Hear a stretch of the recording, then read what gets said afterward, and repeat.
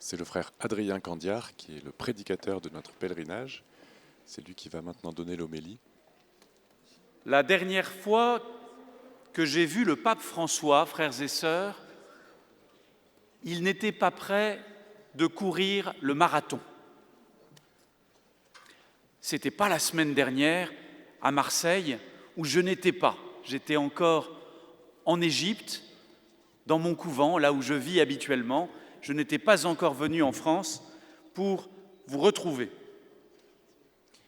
Ce n'était pas du tout, quand je vous dis la dernière fois que j'ai vu le pape, vous allez vous dire, il voit le pape comme ça, personnellement, pas du tout. Pas du tout, c'était pas comme le cardinal Boustillot qui l'a vu, s'est entretenu avec lui ces derniers jours en recevant le cardinalat. Non, moi je vous parle d'il y a quelques mois, d'un jour où je l'ai vu, mais lui ne m'a pas vu. Ah bah oui, je l'ai aperçu de loin, à la dérobée, par hasard. J'étais à Rome pour toute autre chose et j'en avais profité pour me rendre au tombeau de Saint-Pierre, pour aller prier. Il y a moyen, peu de gens le savent, de rentrer au Vatican. Il faut s'inscrire à l'avance, tout ça est un peu compliqué, mais on peut rentrer et aller s'approcher du tombeau de Saint-Pierre et s'y recueillir. Et alors que j'entrais au Vatican, tout s'arrête, tout est bloqué. Pourquoi ? Parce que le pape sortait d'un bâtiment et il montait dans une voiture, tout entouré d'une armée d'assistants empressés autour de lui pour l'aider. Et le pape semblait plus embarrassé qu'autre chose par son corps qu'on transportait comme ça d'un lieu à un autre. Et ce corps ne l'aidait guère, ce qui contraste avec cette parole si forte qu'on a entendue encore résonner la semaine dernière. Pierre, lui, ce lointain prédécesseur de François, sur la tombe duquel je me rendais ce jour-là, n'a plus tellement de problèmes avec son corps. Son corps, dont Jésus avait exigé de laver les pieds, ce corps que Jésus avait nourri de sa propre vie au cours du dernier repas, eh bien ce corps ne l'embarrasse plus beaucoup. Il faut dire qu'il n'en reste presque rien, rien qu'un petit tas d'ossements à l'identification vraisemblable. Le voilà donc, ce roc sur lequel le Christ promettait de bâtir son Église. Pas étonnant alors qu'il y ait des fissures. Il faut être fou pour construire sur quelque chose d'aussi fragile qu'un être humain. Alors bien sûr, Jésus n'a pas promis de construire son Église sur le corps de Simon-Pierre, pas plus que sur celui des papes, ni sur la force physique des chrétiens. Mais, vous l'avez entendu dans l'Évangile, c'est encore plus grave. Il prétend s'appuyer sur la foi de Pierre. Alors c'est vrai, Simon-Pierre l'a reconnu. Il a fini par comprendre, après l'avoir vu guérir des malades, chasser les démons, apaiser la tempête, multiplier les pains, marcher sur la mer, il a fini par comprendre que Jésus était le Christ, le Fils du Dieu vivant. C'est bien. Il avait quand même eu quelques indices. Mais ce moment de foi que Jésus applaudit n'est lui-même pas très solide. On le sait bien, dans l'épreuve de la croix, la foi de Pierre ne suffira pas à le retenir, à l'empêcher de renier son ami, son maître, à qui il disait seulement quelques heures plus tôt, en y croyant alors de tout son cœur, « Je donnerai ma vie pour toi ». Ce n'est pas seulement Pierre d'ailleurs. On sait bien qu'elle n'est jamais très solide, notre foi. Même quand on la croit forte, inattaquable, indiscutable, c'est alors en général que tout à coup, elle se met à tanguer. Est-ce que nous ne l'avons pas déjà expérimenté 1000 fois au cours d'un temps fort, d'un pèlerinage à Lourdes par exemple? L'amour de Dieu est pour nous une vérité aveuglante, une évidence parfaite. Et puis quelques jours après, quand on est revenu chez soi, on se prend à douter ou on se laisse gagner par l'indifférence. Comment cela est-il possible? Notre cœur n'était-il pas tout brûlant il y a seulement quelques jours, il y a seulement quelques heures? C'est la même foule sans doute qui, au rameau, acclamait Jésus entrant à Jérusalem en criant « Hosanna !» et qui, quelques jours après, criera à Pilate « À mort, crucifie-le !» Le cœur humain n'est pas très solide.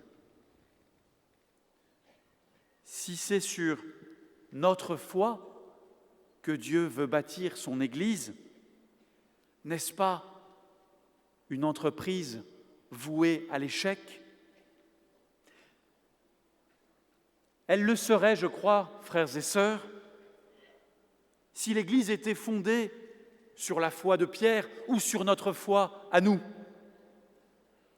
L'Église, oui, c'est la foi, mais surtout la foi que Dieu met en Pierre, la foi qu'il met en nous, la confiance que Dieu nous fait. En confiant son Église à Simon-Pierre, Jésus ne lui donne pas une récompense parce qu'il a trouvé la bonne réponse à sa question, mais il lui fait un cadeau, le choix de lui faire confiance. L'Église, c'est la confiance de Dieu en l'homme, le choix de lui confier rien de moins que le salut du monde, de le remettre entre nos mains. Il aurait pu se passer de nous pour ça. Après tout, à la création, il n'a pas eu tellement besoin de nous. Il ne nous a pas trop demandé notre avis.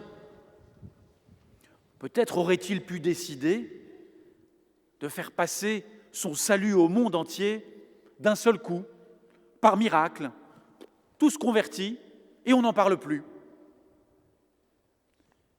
Mais Dieu sait bien que comme une plante ne grandit pas sans eau ou sans soleil, nous ne pouvons pas grandir si personne ne nous fait confiance.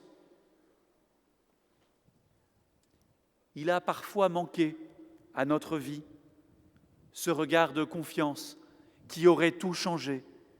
Alors Dieu, lui, il fait confiance et il nous confie ce qui compte le plus, ce salut qu'il offre au monde. Il nous laisse le soin de nous secourir les uns les autres, de nous aimer concrètement, d'être porteurs les uns pour les autres de la bonne nouvelle de Dieu. Et ça, Dieu ne le fait pas par naïveté, mais au contraire parce qu'il nous connaît.